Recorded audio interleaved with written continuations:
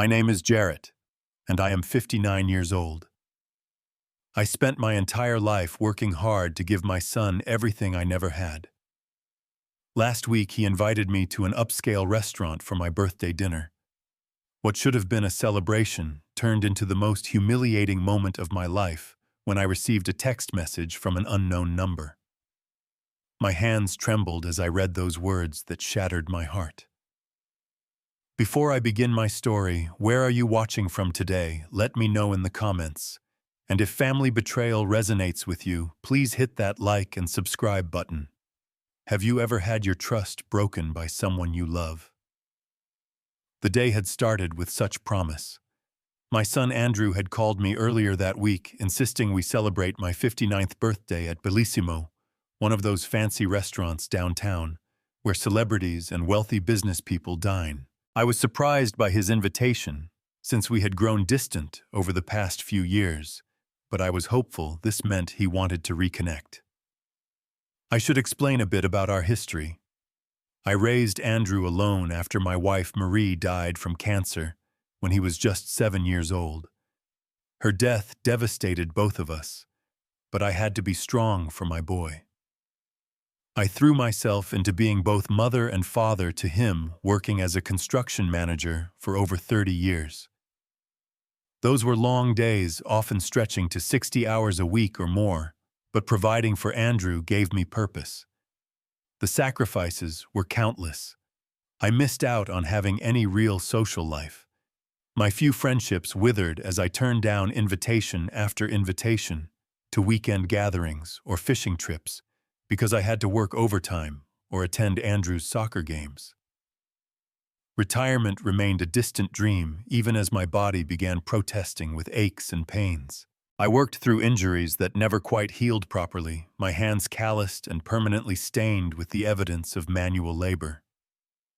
But it was all worth it to see Andrew thrive.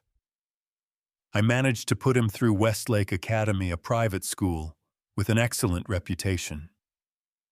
When college acceptance letters came, I was the proudest father alive when he got into Princeton.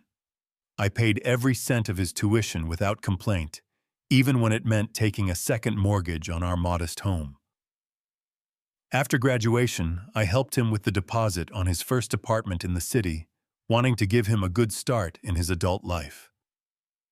Andrew quickly found success in the financial sector. Within a few years, he was making more in bonuses than my annual salary.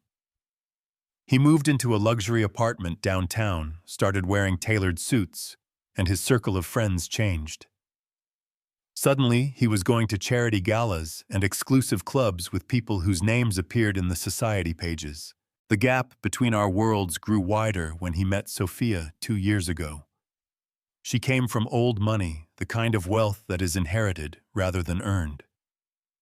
Her father, Walter, owned a chain of luxury hotels across the country. When Andrew first brought her to meet me, I noticed how her eyes took in my humble apartment, with barely concealed disdain, how she winced slightly when she shook my rough hand with her smooth, manicured one. After that first meeting, Andrew started making excuses whenever I suggested getting together. He was too busy, had important business dinners or last-minute trips.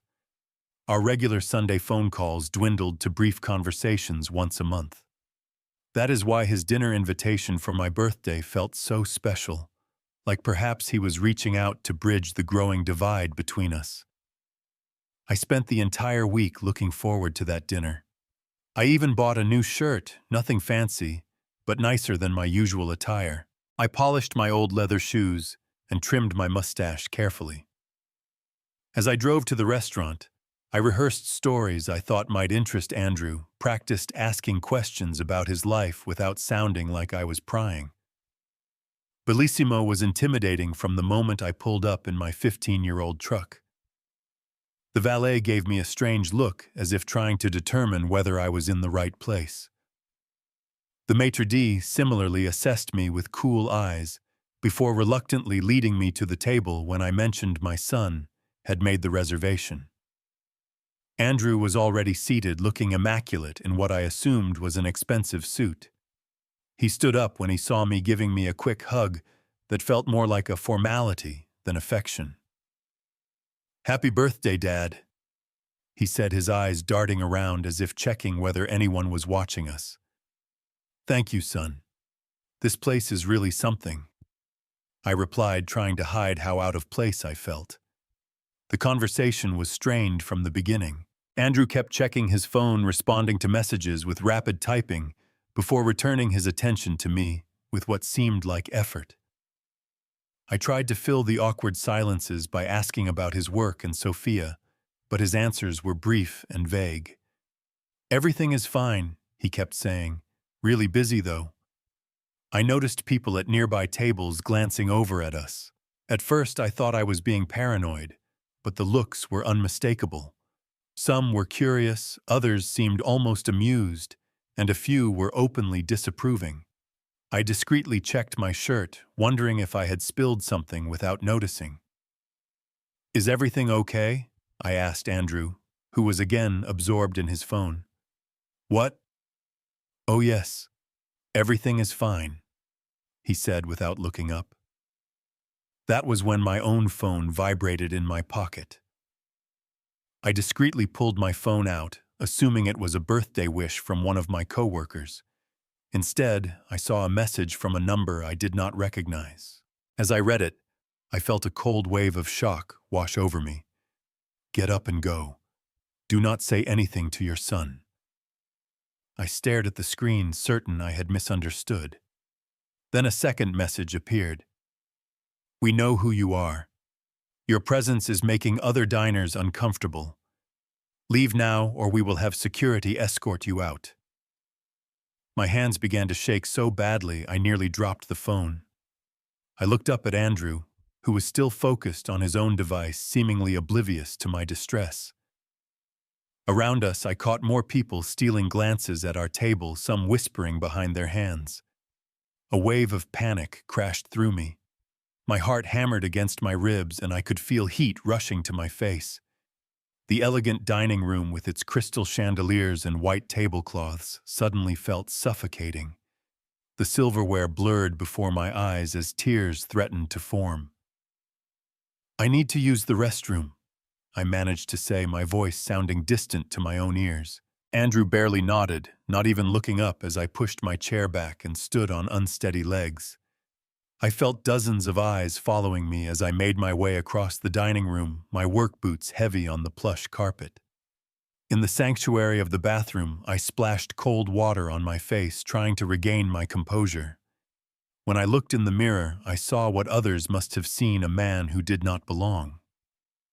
My new shirt, which had seemed nice enough in the department store, looked cheap compared to the crisp dress shirts worn by other men in the restaurant. My face was weathered from years of working outdoors, my hands rough and marked with small scars from countless job sites. As I stood there, the bathroom door opened, and two men in impeccably tailored suits entered, continuing their conversation. "Did you see the blue-collar guy at table 7? One asked, not noticing me standing by the sink. "Hard to miss," the other replied with a chuckle. "Donovan said he is the father of that young investment banker, Andrew. Apparently the girlfriend's family is here tonight too. Can you imagine? The poor kid must be mortified." "He does not belong here," the first man said dismissively. "Some places should maintain their standards." They noticed me then and fell silent, moving to the far end of the bathroom. But the damage was done. In that moment, I knew exactly what was happening. I stared at my phone again, reading those cruel words one more time. A part of me wanted to march back to the table and confront Andrew to demand an explanation. But the thought of creating a scene of further embarrassment was unbearable. The text message had been clear: my own son wanted me gone. With a heaviness in my chest that made it difficult to breathe, I made the painful decision to leave without confrontation. I could not bear to face Andrew, knowing what I now knew, could not stand the thought of seeing confirmation in his eyes.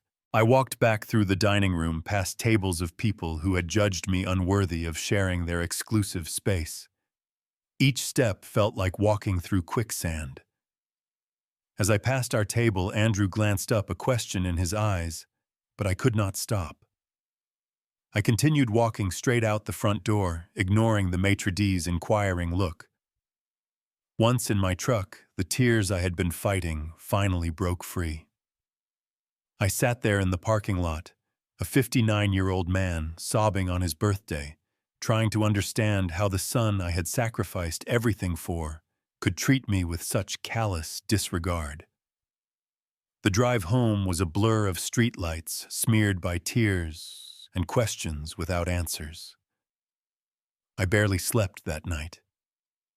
Every time I closed my eyes, I saw the faces of those people at the restaurant looking at me like I was something unpleasant they had found on the bottom of their expensive shoes. I kept checking my phone, half expecting Andrew to call and explain, to tell me it had all been a terrible misunderstanding. But my phone remained silent. In the cold light of morning, with red-rimmed eyes and a hollow feeling in my chest, I began searching for answers. I looked up Bellissimo online and discovered it was not just an expensive restaurant, it was an exclusively members-only establishment. The website mentioned their discerning clientele and atmosphere of refined elegance. Reading between the lines was easy. It was a place for the wealthy to dine without having to mix with ordinary people. The reviews confirmed my suspicions, with several mentioning the strict dress code and appropriate clientele. One reviewer had complained about being seated near the kitchen, despite their membership status, while the host had apologized for the oversight and promised better table selection in the future. As I scrolled through these digital glimpses into a world I would never belong to, a sickening suspicion began forming about who might have sent those text messages. I was still staring blankly at my computer screen when my phone rang. It was Andrew. "Dad, are you okay? You disappeared last night," he said, his voice carrying a note of concern that sounded rehearsed. "I had to leave," I replied, trying to keep my voice steady. "I thought maybe you were not feeling well," Andrew said quickly. "You should have told me." "Should I have?" I asked quietly. There was a pause before he answered. "Of course, it was your birthday dinner. Andrew, I am going to send you something, and I want you to tell me if you know anything about it," I said, forwarding the text messages I had received. The silence that followed was deafening. When Andrew finally spoke, his voice had changed, becoming defensive. "I do not know what that is, Dad. Maybe someone sent it to the wrong number." His explanation rang hollow, but I did not press him further. We ended the call with an awkward goodbye, both of us pretending that everything was normal when we both knew it was not. 2 days later, fate intervened in the form of a chance encounter. I had stopped at a coffee shop near my home, a simple place where I had been a regular for years. As I waited for my order, I noticed a young man in a black and white uniform that looked familiar. When he turned, I recognized him as one of the waiters from Bellissimo. He recognized me too, his eyes widening slightly before he looked away. But something in his expression, a mixture of guilt and pity, made me approach him. "You work at Bellissimo, right?" I asked. "I was there the other night." He nodded reluctantly. "Table 7, with the young Mr. Preston." "That is my son," I said simply. Perhaps it was my tone or something in my face that showed the depth of my hurt, but the young waiter's professional demeanor cracked. "Sir, I should not be telling you this," he said in a lowered voice. "But what happened to you that night was wrong. Your son and his girlfriend were uncomfortable with how you looked. Her father, Mr. Walter Hartley, he is a major investor in the restaurant. He was the one who arranged for that message to be sent. The management thought you were causing discomfort to other guests." His words confirmed my worst fears, each one driving into my heart like a nail. I thanked him for his honesty and left without waiting for my coffee, needing to be alone with this devastating truth. I sat in my truck for nearly an hour, gathering the courage to do what needed to be done. Finally, I called my son. No pleasantries this time, no pretense. "I know about the text message, Andrew," I said when he answered. "I know you and Sophia were embarrassed by me and that her father had me removed from the restaurant." "Dad, it is not what you think," he started, but I cut him off. "Tell me what I should think then. Explain it to me." There was a long pause, and when he spoke again, his voice had changed. The pretense was gone, replaced by frustration. "You just do not fit in with these people, Dad." He said the words cutting deeper than any physical wound ever could. "You showed up in work boots and that shirt from Walmart. Everyone was staring." "I am your father," I replied, my voice barely above a whisper. "Sophia's family is important for my career." Andrew continued as if I had not spoken. "They have connections I need. Walter is helping me secure a partnership at the firm." "So you let them humiliate me on my birthday." "You have always embarrassed me with your work stories and rough hands." He said the words tumbling out now as if a dam had broken. "Every parent-teacher conference, every college event, I had to explain why my father looked like the maintenance man. Do you know how that feels?" I could not speak, the betrayal choking me. In the silence, Andrew continued, his voice growing defensive. "I have been building this life for years, Dad. I am finally where I want to be. Sophia and I are getting engaged. Her family is accepting me. Can you understand how important that is? Getting engaged," I managed to ask. Another silence then. "It was supposed to happen that night, after you left. Walter wanted to make the announcement with just us and their family present." The full picture finally came into focus. I had not been invited to celebrate my birthday. I had been invited to make a brief appearance to fulfill some obligation Andrew felt before being disposed of so the real celebration could begin. After we ended the call, I searched social media, something I rarely did. There I found the evidence photos posted from that very night, taken after I had left. Andrew and Sophia beaming, surrounded by well-dressed people raising champagne glasses. Sophia's father, a distinguished-looking man, with silver hair, had his arm around Andrew's shoulders in a gesture of paternal approval. The caption read, "Perfect evening with the people who matter." The people who matter. Not including the man who had worked 60-hour weeks for decades to give Andrew every opportunity, who had gone without so that his son could have everything. I found myself moving through the rooms of my small home, touching the mementos of Andrew's childhood. The framed photo of his high school graduation, his arm around my shoulders, both of us smiling. The model car we had built together during one rare weekend when I was not working. The shelf of athletic trophies I had cheered for from the sidelines. In an old drawer, I found a Father's Day card, its edges worn from when Andrew was 9. Inside, in a child's careful handwriting, "You're my hero forever, Dad. Love, Andrew." I sank to the floor, that small piece of paper clutched in my calloused hands, and finally allowed myself to break down completely. The week that followed was the darkest of my life, darker even than when I lost Marie. At least then I had Andrew to live for, a reason to get out of bed each morning. Now I felt utterly alone, adrift in a world that suddenly seemed meaningless. For the first time in over 3 decades, I called in sick to work. One day turned into a week as I moved like a ghost through my empty home. Everything that had once given me purpose now seemed pointless. The house I had maintained so carefully for Andrew to come home to during college breaks. The extra jobs I had taken to pay for his internship housing in New York. The retirement I had delayed, thinking I would enjoy my later years watching my son build his family, perhaps playing with grandchildren. Old photos that once brought me joy now twisted the knife deeper. Awards from work that I had proudly shown. Andrew sat collecting dust on shelves.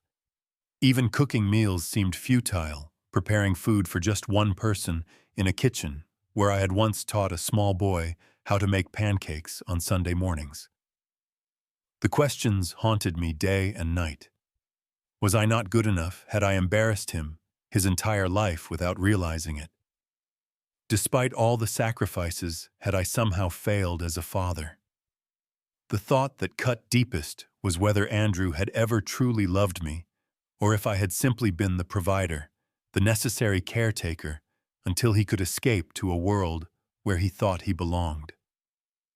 On the 8th day of my self-imposed isolation, my phone rang with a call from Frank, my foreman, and one of the few friends I had managed to keep over the years. We had started in construction together as young men, before I had Andrew, before life got complicated. "Jarrett, what is going on?" Frank asked without preamble. "Johnson said you have been out sick all week. In 32 years, I have never known you to take more than a day off, even when you threw your back out in '98. The concern in his voice broke through the wall I had built around myself. Before I knew it, I was telling him everything, the words pouring out in a torrent of hurt and confusion. I told him about the restaurant, the text message, the devastating conversation with Andrew, and the engagement celebration that had apparently been the real purpose of the evening. "That ungrateful little—" Frank started, then took a deep breath. "Jarrett, listen to me. The value of a man is not in how he dresses or where he eats. It is not in the softness of his hands or the fanciness of his address. It is in his character, his integrity, his heart. And by those measures, you are worth 100 of those people who looked down on you." His words were a lifeline thrown to a drowning man. For the first time since that terrible night, I felt something other than crushing sadness. It was a small spark of indignation, of self-respect. "You gave that boy everything," Frank continued. "You worked yourself to the bone to give him opportunities neither of us ever had. If he cannot appreciate that, it reflects poorly on him, not you." After we hung up, I found myself staring at my reflection in the bathroom mirror, really seeing myself for the first time in days. The face that looked back at me was lined with years of hard work and worry, but also strength and dignity. I had allowed my identity to become solely defined by being Andrew's father, had forgotten the man I was beyond that role. I thought about the dreams I had set aside when Marie died, and I became a single parent. The photography classes I had wanted to take. The road trips across the country I had planned to do someday. The relationships I had never pursued because raising Andrew had consumed all my time and energy. Slowly, painfully, I began to accept the truth. My son valued status over loyalty and love. He had chosen a world where appearances mattered more than character, where my decades of sacrifice were something to be ashamed of rather than honored. That night, sitting alone at my kitchen table, I reached what felt like rock bottom. I even considered selling my home, the one I had maintained so carefully, for Andrew to return to, and moving far away, starting over somewhere where no one knew me or the depth of my humiliation. But as dawn broke the next morning, something shifted inside me. The crushing weight of betrayal was still there, but alongside it grew a determination I had not felt since those early days after Marie's death, when I had sworn to give Andrew the best life possible despite our loss. Only this time that determination was focused on myself. I decided then and there that I would reclaim my dignity not through revenge or bitterness, but through self-reclamation and establishing clear boundaries. My first step was to write Andrew a letter. Not an angry tirade, though God knows I had plenty of reason for one, but a heartfelt expression of my hurt and disappointment, along with some hard truths he needed to hear. I wrote about how deeply the restaurant incident had wounded me, how his words during our phone conversation had revealed a side of him I never knew existed. I acknowledged my own role in perhaps enabling his sense of entitlement by always putting his needs above my own, by never asking for appreciation or respect in return for my sacrifices. Most importantly, I affirmed my own worth. "I may not fit into your new world, Andrew," I wrote, "but that does not make me less worthy of dignity or respect. My hands are rough because they built a life for us. My clothes are simple because I chose your education over my wardrobe. I will not apologize for being the man who raised you, who loved you unconditionally, who put you first in every decision for over 20 years." I ended by declining his half-hearted invitation to the engagement party that had arrived by mail the previous day. "I wish you and Sophia happiness," I wrote, "but I will not put myself in a position to be humiliated again. When you are ready to see me for who I truly am, with respect and appreciation rather than embarrassment, my door will be open to you." With that letter mailed, I began the process of rebuilding my life, a life that had room for more than just being Andrew's father. I called old friends I had lost touch with, scheduling fishing trips and dinners that I had always been too busy for in the past.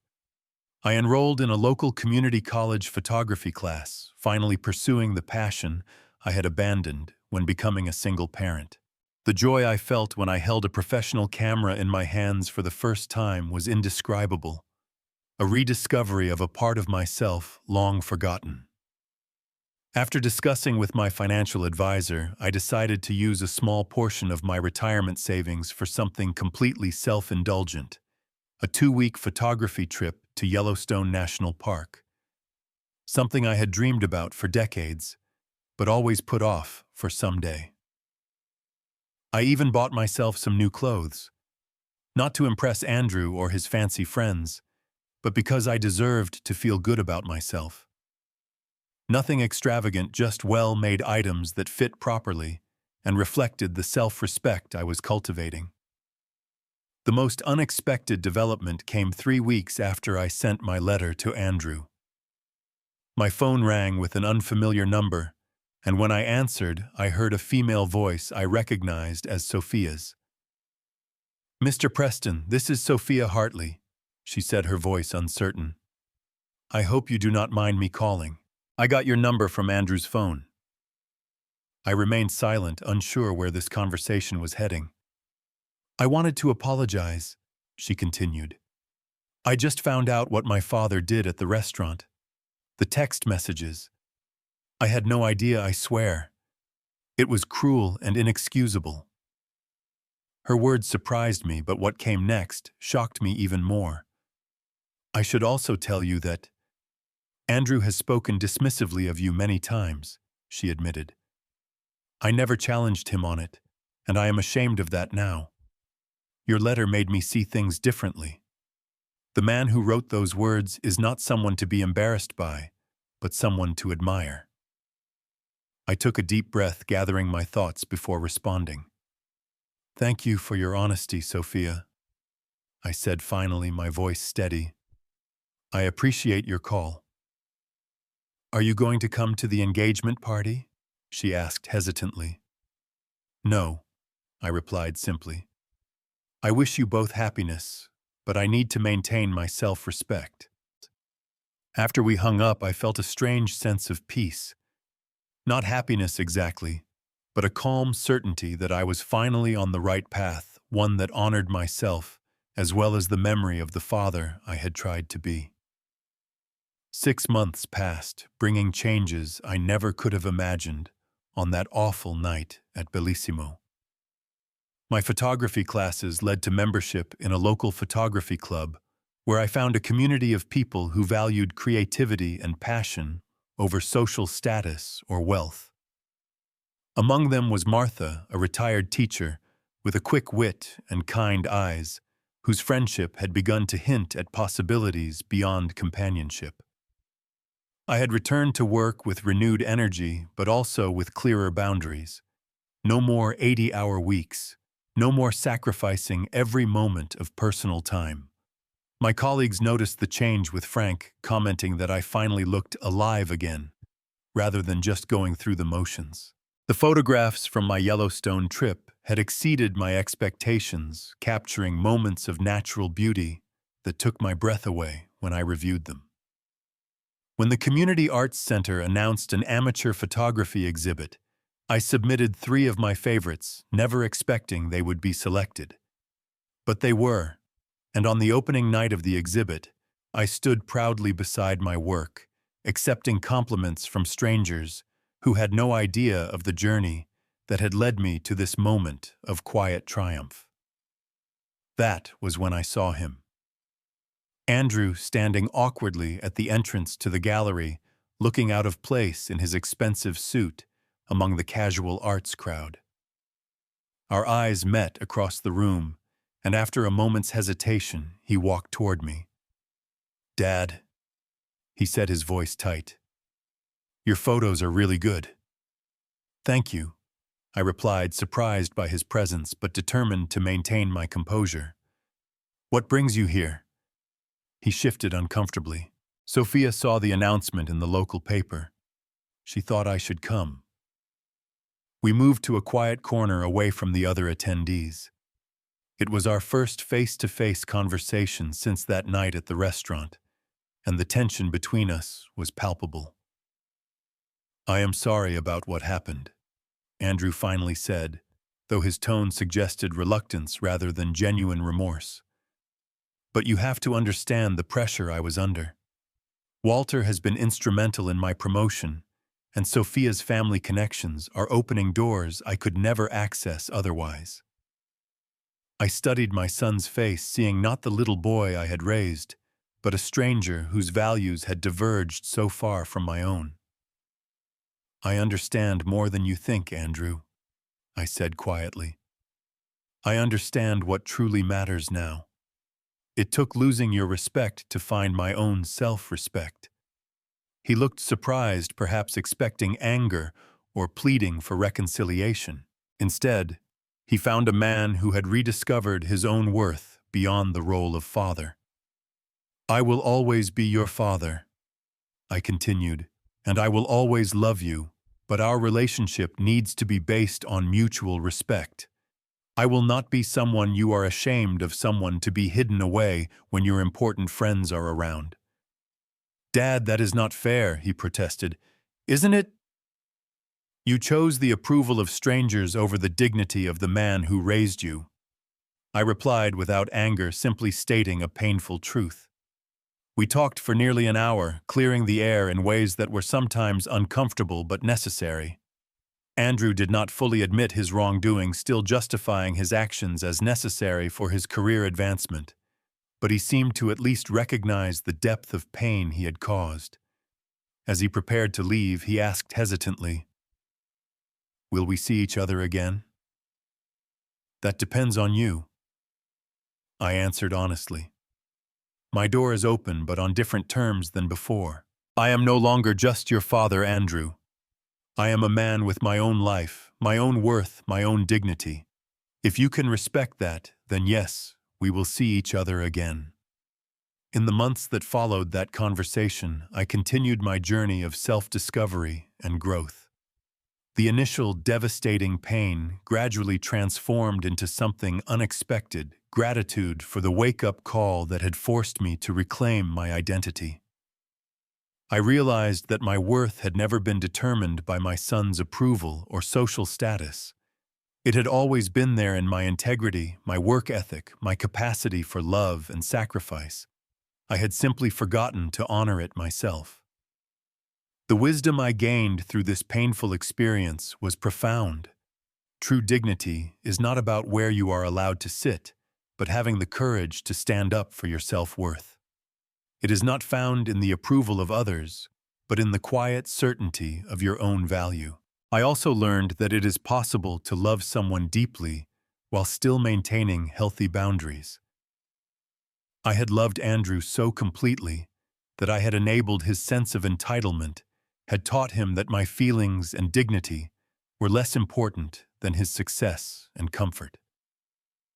Finding peace came through a complex process of forgiveness, without allowing further mistreatment. I forgave Andrew not for his sake, but for my own, releasing the bitterness that threatened to consume me while still protecting myself from future hurt. That text message asking me to leave the table was perhaps the most painful moment of my life, but it ultimately invited me to a better life, one where I finally have a seat at my own table. One where I recognize my inherent value, regardless of how others perceive me. If you are facing rejection or betrayal, especially from someone you love and have sacrificed for, know that your worth is not diminished by their failure to appreciate it. The most important relationship you will ever have is with yourself, and no one has the right to make you feel unworthy of dignity and respect. I want to thank you all for listening to my story today. If it resonated with you in any way, please consider subscribing to this channel and sharing this video with someone who might need to hear it. Have you ever had to reclaim your self-worth after a betrayal? What helped you through that difficult process? Let me know in the comments below. Remember that your value does not decrease based on someone's inability to see your worth. Take care of yourselves, and I will see you in the next story.